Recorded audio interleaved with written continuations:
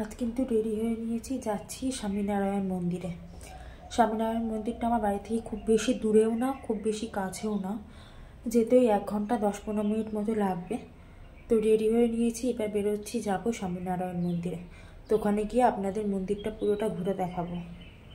তো আজকে এরকম একটা হলুদ রঙের টপ পরে নিয়েছি, মানে টপ ঠিক নয়, ওই সোয়েটার টাইপের, তার সাথে ম্যাচিং করে হলুদ ব্যাগ, হলুদ ইয়াররিং, হলুদ সব কিছু পরে নিয়েছি। তো এরপর যাবো ওখানে গিয়ে আপনাদের সাথে সবটাই শেয়ার করব। মন্দিরটা কিন্তু ভীষণই সুন্দর, আমি আগে অনেকবার গিয়েছি, আমার তো ভীষণ ভালো লাগে মন্দিরটা। তো আপনাদের কেমন লাগে সেটাই দেখার বিষয়। তো ওখানে গিয়ে আবার দেখা হচ্ছে। রাস্তায় বেরিয়ে সবার আগে চোখে পড়লো এই ছোট্ট পুচকু বউটা। এত সুন্দর দেখতে লাগছিল ওকে, বারবার ডাকছিলাম কিন্তু আমার কাছে কিছু খাবার ছিল না বলে ও আর আসেনি। তো এরপর আমরা যাচ্ছি কিন্তু পৈলান মন্দিরের উদ্দেশ্যে। আমার একজন আন্টি যাচ্ছে আর তার 2জন ছেলে যাচ্ছে। তো এই যে রাস্তাটাতে যাচ্ছে, পরিবেশটা এত সুন্দর কি বলবো, পুরো গ্রাম্য পরিবেশ, চারিদিকে গাছ, আর সব থেকে ভালো লাগছিল সূর্যটা। গাছের ফাঁক দিয়ে দেখা যাচ্ছে না, একটু পরে আপনাদেরকে সূর্যটা দেখানোর চেষ্টা করব। এই দেখুন সূর্যটা পুরো অস্ত যাচ্ছে, কি সুন্দর লাগছে দেখতে। আর আমাদের হঠাৎই প্ল্যান হয়েছে, কোনো রকম আগে থেকে আমরা কেউ প্রিপারেশান নিইনি, একদম হঠাৎ প্ল্যান, আর হঠাৎই আমরা বেরিয়ে গেছি। আর এখানকার পরিবেশগুলো এত সুন্দর, চারিদিকে নানা রকমের গাছ রয়েছে, বাগান রয়েছে, খুব সুন্দর পরিবেশের মধ্যে দিয়ে যাচ্ছি। তো মোটামুটি কিন্তু কাছাকাছি চলে এসেছি, হাইওয়েতে উঠে গেছি। তো এখান থেকে আর হয়তো 10-15 মিনিট মতন গেলেই কিন্তু স্বামীনারায়ণ মন্দিরটা চলে আসবে। আর স্বামীনারায়ণ মন্দির আমি আগে অনেকবার এসেছি, সব বাড়ির লোকেদের সাথে এসেছি, এই প্রথম কিন্তু ফ্রেন্ড আন্টি এদের সাথে এলাম। তো হঠাৎই প্ল্যান, আর আজকে যেহেতু সানডে ছিল সেই জন্য সবার হয়েও গেছে। ওই যে দেখুন দূরে যে মন্দিরটা দেখতে পাচ্ছেন, ওটাই স্বামীনারায়ণ মন্দির। মোটামুটি কম বেশি সবাই এসছে, আর মন্দিরের একদম কাছাকাছি চলে এসেছি। আর বাইরে থেকে মন্দিরটা দেখতে সুন্দর লাগছে। আর আজকে এমন একটা টাইমে এসেছি যে লাইটের মধ্যেও ভিডিও করতে পারবো, আবার লাইট যখন থাকবে না, মানে সন্ধে হয়ে যাবে, তখনও ভিডিও করতে পারবো। তো এখন তো দেখলাম এখানে এরকম মাঠ টাট করেছে, যখন আমি আগে এসেছিলাম তখন কিন্তু এই জায়গাটা এরকম মাঠ বা এই সমস্ত কিছু ছিল না। এখন দেখছি অনেক উন্নত হয়েছে, অনেক পরিবর্তন হয়েছে। তো এখান থেকে যাচ্ছে, আগে যেমন ভেতরে মোবাইল নিয়ে যেতে দিত, এখন কিন্তু মোবাইল একদমই অ্যালাউ নেই। বারবারই বলছিল মোবাইল ব্যাগে রাখতে। আর মন্দিরটা দেখুন কি অপূর্ব, এত সুন্দর না, যতবার আসি ততবার এত ভালো লাগে যে কি বলবো, ভীষণ সুন্দর মন্দিরটা, আপনারা দর্শন করুন।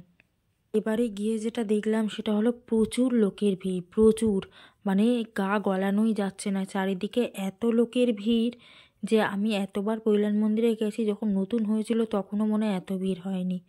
প্রচুর পরিমাণে ভিড়। আর ভেতরে তো ক্যামেরা একদমই অ্যালাউ নেই, সেই জন্য বাইরে থেকে যেটুকু পারছি আপনাদের সাথে শেয়ার করছি। আর এখানে একজোড়া পাদুকা আছে যেটা দর্শন করব, তো আপনাদেরও দর্শন করাবো। আর মন্দিরটা এত সুন্দর যে মানে এলে না মনটা আলাদাই একটা শান্তি লাগে। তো এই পাদুকা জোড়া সামনেই রাখা থাকে, এখানে অনেকে পয়সাও দেয়। আর দূরে মন্দিরটা দেখুন কি সুন্দর, মনে হচ্ছে যেন দক্ষিণ ভারতে চলে এসেছি, ভীষণ সুন্দর। আর ওখানে ভেতরে যে ঠাকুরগুলো রয়েছে সেগুলোও ভীষণ সুন্দর। লাস্টবারে যখন আমি এসেছিলাম তখন কিন্তু ঠাকুরের ভিডিও বা ছবি তুলতে দিচ্ছিল, আর তখন তো আমরা সন্ধ্যা আরতি টারতি সবই দেখেছিলাম। কিন্তু আজকে এত ভিড়, প্রথম কথা জানুয়ারি মাসের প্রথম রবিবার, কি অপূর্ব লাগছে দেখুন দেখতে মন্দিরটা, ভীষণ সুন্দর লাগছে। সেই রবিবারটা প্রথম যেহেতু, সেই জন্য হয়তো এতটা ভিড়, আমি জানি না কেন, ভীষণ পরিমাণে ভিড় ছিল। আর আমি যেখানেই যাব গোপাল সোনার সঙ্গে তো আমার দেখা হবেই। তো এখানে গোপাল সোনার সাথে হঠাৎই দেখা হয়ে গেল, তো একটু দূর থেকে ভিডিও করে নিলাম, আমি আর কোলে নিয়ে নিই, অনেক লোকজনের ভিড় ছিল। তো এরপরে আমরা উপরে যাব ভগবানকে দর্শন করতে, কারণ অনেকক্ষণ নিচে ছিলাম। তো এরপরে যাব, তার মধ্যে মাসির একটা ছেলে, মানে আমার একজন আন্টি গেছিলো, ওনার একটা ছেলে বললো আমি যাব না, আর একজন বললো যাব। তো আমরা 3জনে গেছিলাম ওপরটায় গিয়ে দর্শন করতে। তো ওপরটা দর্শন করলাম, ওখানে কিন্তু অনেক রকমের ঠাকুর রয়েছে। তো না ভিডিও করলে বা ছবি তুললে বোঝানো সম্ভব না, কিন্তু ভিডিও ছবি কোনো কিছুই তো করতে দেয়নি, তো সেই কারণের জন্য আমি কোনো কিছুই শেয়ার করতে পারলাম না।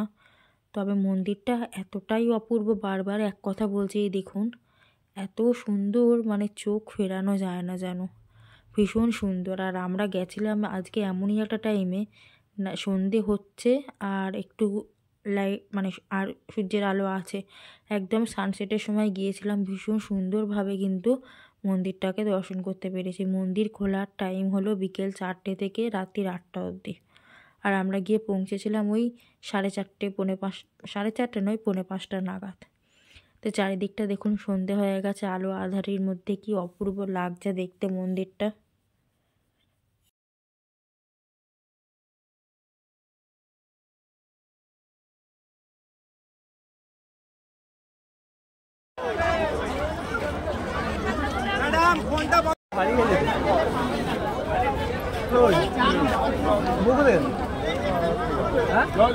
চিন্তা করছো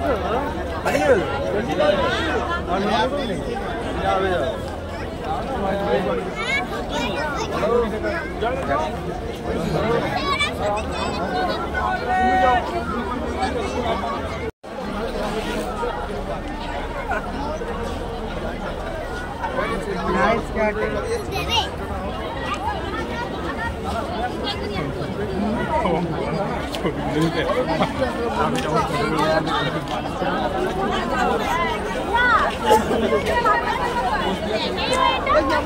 সমস্ত ঠাকুর দর্শন হয়ে গেছে, তো আমরা এবার নিচের দিকে নেমে যাচ্ছি।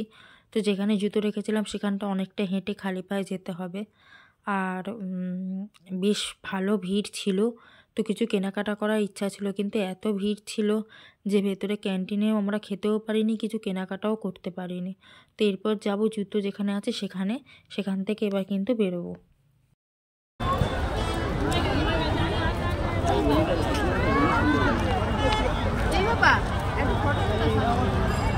বলে চায়না যেমন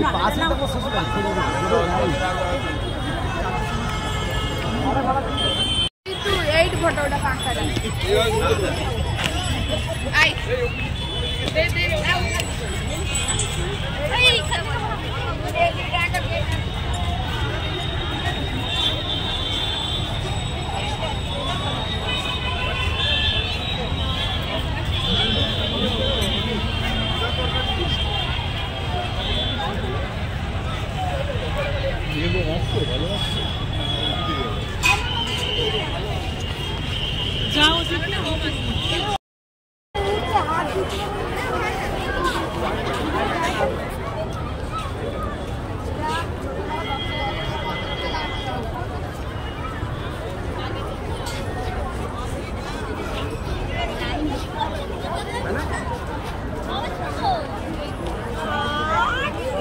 যতবার ভাবছি আর ভিডিও করব না, কিন্তু এত সুন্দর লাগছে দেখতে যে ভিডিও বারবার করতে ইচ্ছা করছে।